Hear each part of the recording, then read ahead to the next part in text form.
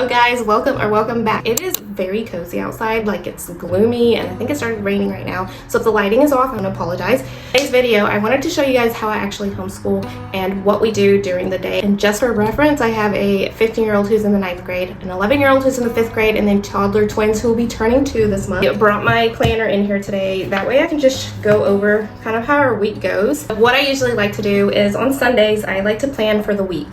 This is something that I try to get done every Sunday. And if I can't, I feel like my week just does not start out right. And then on Sundays, I also like to sit with my oldest son, who is in high school, obviously, and just have some one-on-one with him. That way we can just go over everything he's done through the week and make sure that he is where he needs to be. I like to do that on Sunday because my husband is home so he can be with the boys while I just have that one-on-one time with my oldest son. Okay, so now let's get in how I actually plan for the week. Every day my kids have handwriting, and then my son has logic every day as well. That's in his morning basket.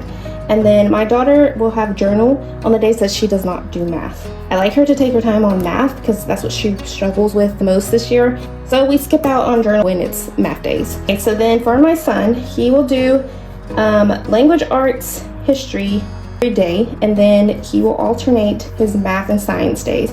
So for instance, this week he had 3 days that he did math, and then he had 2 days he did science. So then next week he will have 3 days that he does science, and then 2 days he does math. Same thing for my daughter. She actually has science every day for her though, and then history is on Monday, Wednesdays, and Fridays. Math, she will alternate.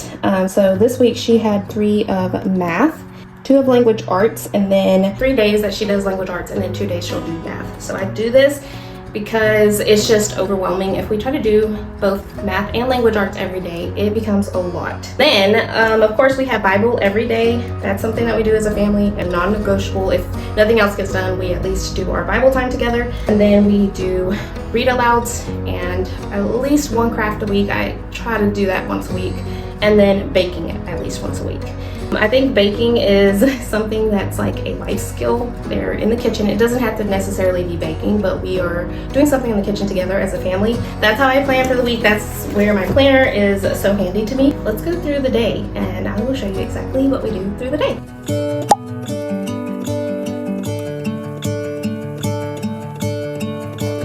I'm gonna let the sun shine in today. Hello guys, welcome to a homeschool day. Our day starts anywhere between 10 to 10:30, just depending how our morning goes. I like to start by starting up the diffuser and then putting the chairs down, setting up the table for the day. This really just sets us up for success for the rest of the day and just really gets us motivated to start our school day. This is also the time that I take to print anything that I need to print. The boys have really liked to draw in color, so I just print stuff off of Pinterest and have them doodle on that while we are doing our morning basket.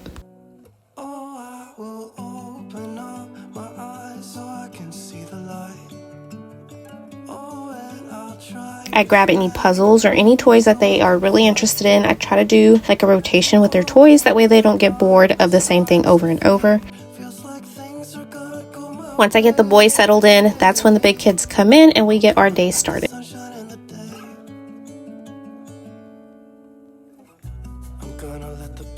This is when the big kids start their handwriting, their logic, or journal. And this is when I try to entertain the boys. This is when I'm doing a letter of the alphabet with them, when I'm doing a puzzle, when I'm playing with them. This usually lasts about 15, maybe 20 minutes, and they're over it, and it's usually time for their nap after this. It is now around 10:30, and this is when I have put them down for a nap, and I'm coming in and we're doing our Bible unit. We usually use a Bible study from Not Consumed. We actually finished that off in first quarter. So this month I decided I wanted to do a verse a day challenge. I did my own little spin to it and wanted to challenge the kids a little bit more this month. And we are doing it in English and Spanish. So we will review the verse in English and then we will review it in Spanish as well. So far, the kids have done really well, and this is actually challenging me as well because I don't read Spanish every day, so there's words that I have to really think about, and I've even had to call my mom just to make sure that I'm saying everything correctly.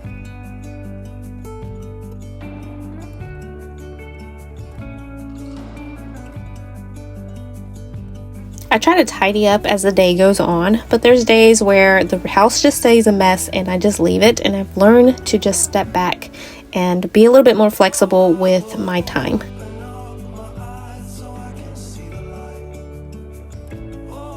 Once we're done with Bible time, we go straight into our memory verse. This is separate from our verse challenge that we're doing this month. Now that we've done all our Bible and memory verse, we go straight into what we're supposed to be doing for the day. My son usually finishes his logic, and then my daughter today was going to do her math, so she usually starts with a video, and then this is when I take the time to do my personal devotional and my quiet time with God. I always get questioned when I get to quiet time, when I do my devotional, my Jesus time, and this is it. I am perfectly fine with doing it in front of the kids. It actually has been rewarding to watch because my daughter just randomly will say, "Mama, I need my Jesus time," or I will walk in my son's room and he is reading his devotional, and it just melts my mama heart. So until the day that I cannot do a devotional in front of my kids, I will continue to do this every day. Your girl wishes she could wake up before her kids or the rest of the house, but I am just not that person, so I'm okay with doing it at this time. And honestly, it just works out because I have time to do my devotional, my Jesus time. The kids have time to finish up anything that they need to finish up or watch a video for their lesson, and then I get to clean up around the table a little bit.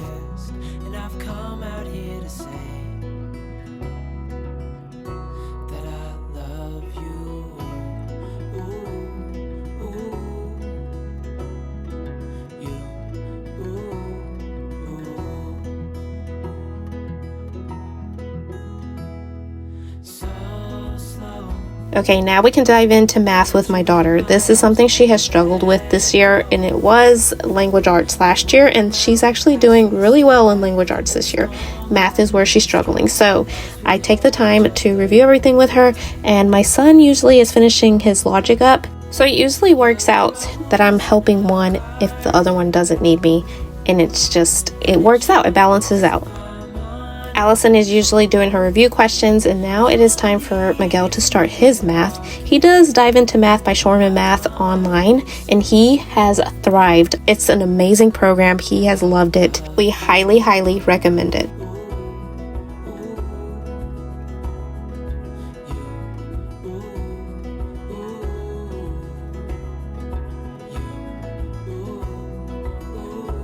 Miguel is about halfway through his lesson, and then Allison is finishing hers up. Once she finishes hers up, we do her mental math, and then I check everything with her as we go along. Just like that, we're done with another math lesson. Today was actually a really good day. It only took us about 30 minutes to do. I'm very proud of her today.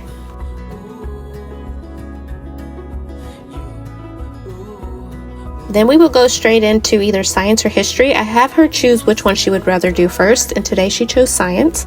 We have really enjoyed Master Book Science. It has been a blessing in our family. It comes with this little devotional that she can do every day, so it's fun to read these stories with her. I actually learn a lot from them too, so thank you, Master Books. Another question I get asked all the time is how high school is going with me homeschooling. The fact that I get to celebrate all the small little things that he thinks are dorky for me to celebrate, but I'm going to anyways, like him making a 90 on his lesson today. It's just so rewarding and worth it. Now that he is done with math, he goes straight into history. History is something he has to do every day, and this is usually when Allison finishes up her science. And it's lunchtime.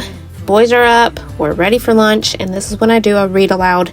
I like to read in front of the boys because they get interested in it, and it's a good way for them to start getting used to the idea of reading. We clean up around the house, we clean up everything that we used for lunch, and then we go straight into Allison's history, and then Miguel is finishing up his history. If the weather is nice, we take a break and we go outside with the boys, kind of let them play around, burn off some energy, and then we come back inside and do history. But there is days where the kids want to go ahead and finish their history and get that out of the way, and then they go outside and play with the boys. So today they just ran around the house and made a mess, and it was all fine. History is done. I'm checking everything off of my planner and kind of cleaning up around the house. The big kids took the twins out, let them play around, got on the trampoline with them, and I start cleaning up. Something that I started doing last year was quiet time, where we take 30 minutes in the afternoon once the boys take their second nap, and they read they study, they just catch up on anything that couldn't be done during the day. This has really helped out my 9th grader this year because there's times where he cannot concentrate because of the boys. So taking that 30 minutes or even an hour for him in the afternoon when it's quiet is so beneficial to him, and he really does get a lot done. Something I forgot to record and show was Miguel taking the hour or whatever time that he takes in the afternoon to finish off his language arts. He's doing the Good and the Beautiful's language arts, and it's very self-paced. It's something he has to do on a daily basis, so he has to really concentrate on this and put the effort in so he can make sure it's done by the end of the school year. And that is it, mamas. I hope this was encouraging. I know that homeschooling multiple ages can sound intimidating, but it can be done with a lot of prayer and a lot of patience. It can be done, and I just hope this really encourages you. Thank you for watching.